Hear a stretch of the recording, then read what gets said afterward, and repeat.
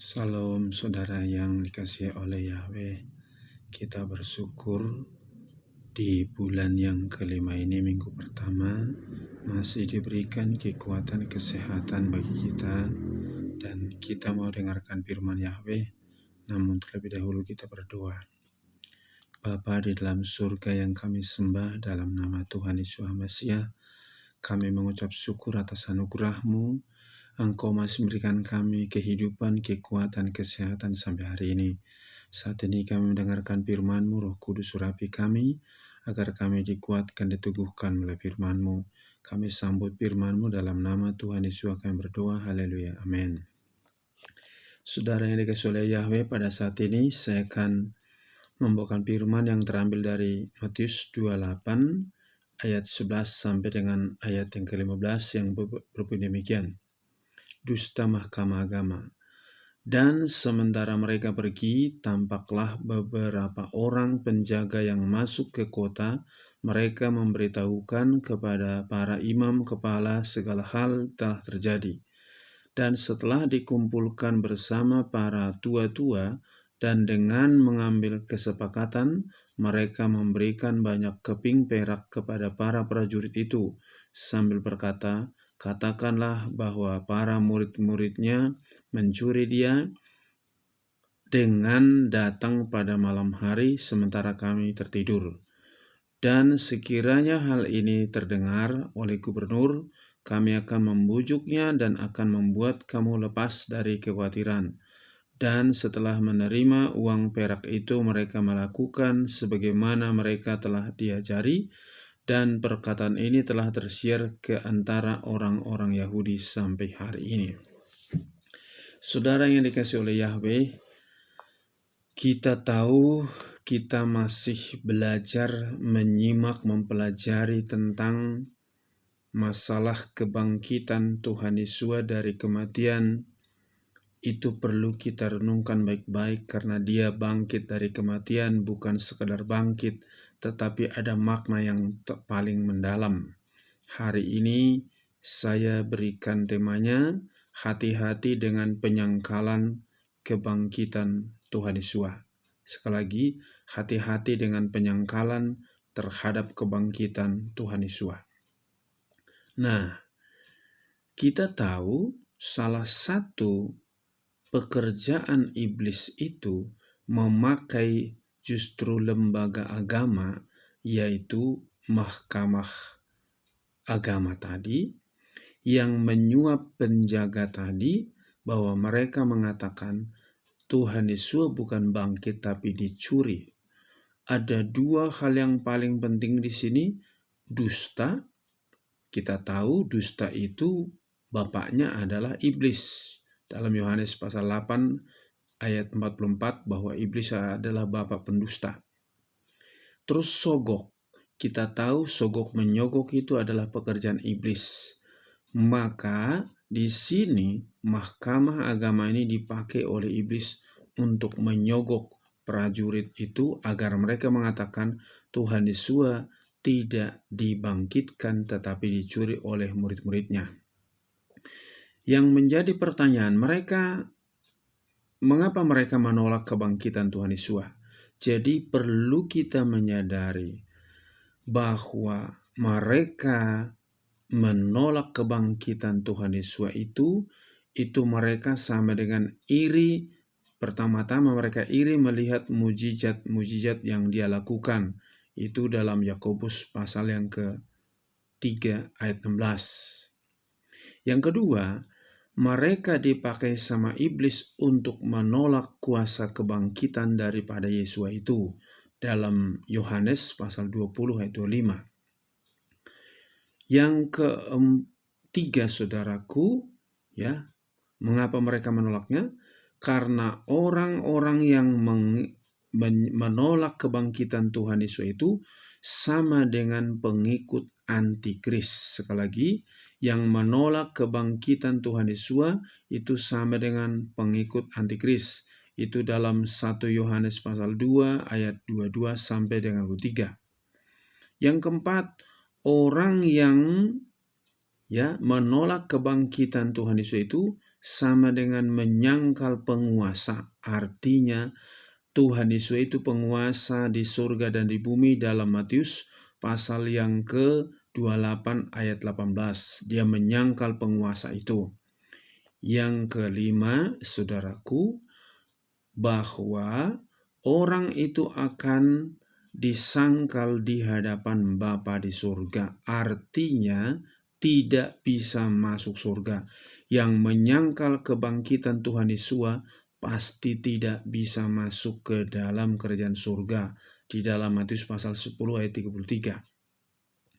Dan yang kelima, saudaraku, mereka menolak Elohim yang berubah menjadi manusia dalam Yohanes pasal 10 ayat 33.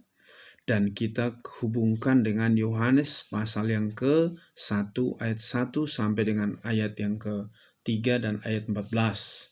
Bagaimana Tuhan Yesus dari Elohim berubah menjadi manusia. Dan yang terakhir, bahwa mereka tidak memahami isi kitab suci dalam Yohanes pasal 20 ayat 9.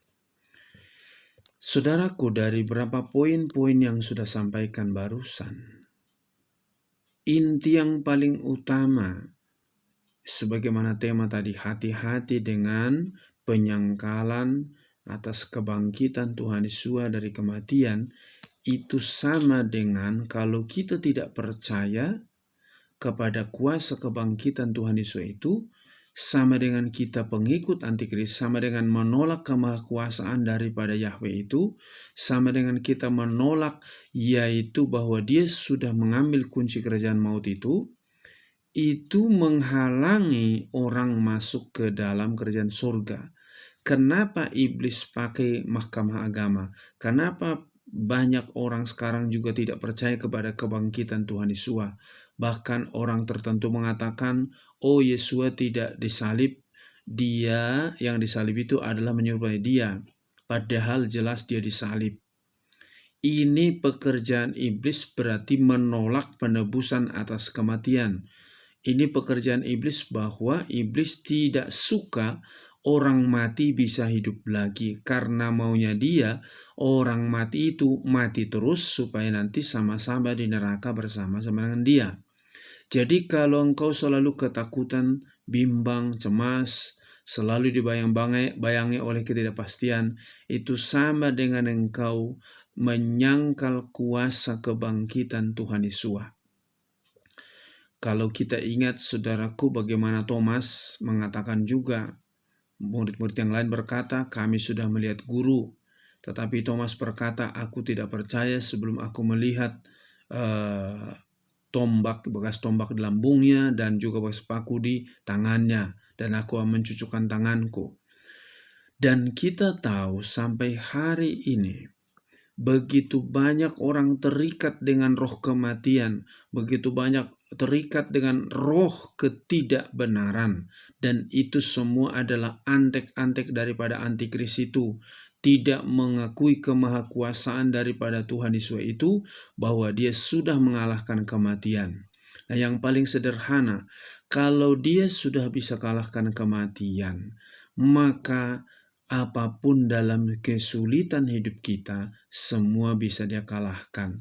Yang penting kita jangan meragukan kuasa dia, kemahakuasaan dia, karena dia pegang otoritas di surga dan di bumi.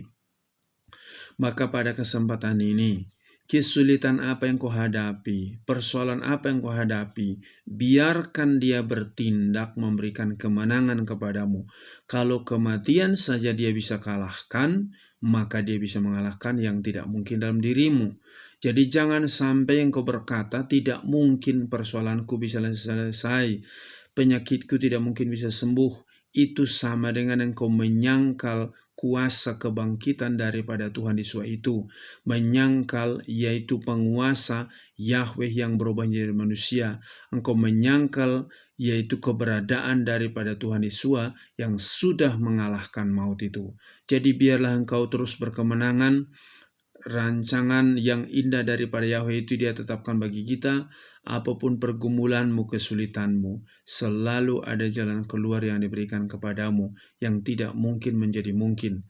Jadi jangan sampai engkau menyangkal kuasa kebangkitan Tuhan Yesus itu, supaya engkau berkemenangan menghadapi segala kesulitan apapun, tantangan rintangan apapun, Dia pasti memberikan kepadamu. Puji nama Yahweh. Sampai di sini firman Yahweh. Kita berdoa. Bapa di dalam surga, terima kasih atas kebenaran firman-Mu yang sudah kami dengarkan. Kami bersyukur Bapa untuk kebenaran firman-Mu ini, bahwa Engkau sudah kalahkan kematian yang tidak mungkin menjadi mungkin.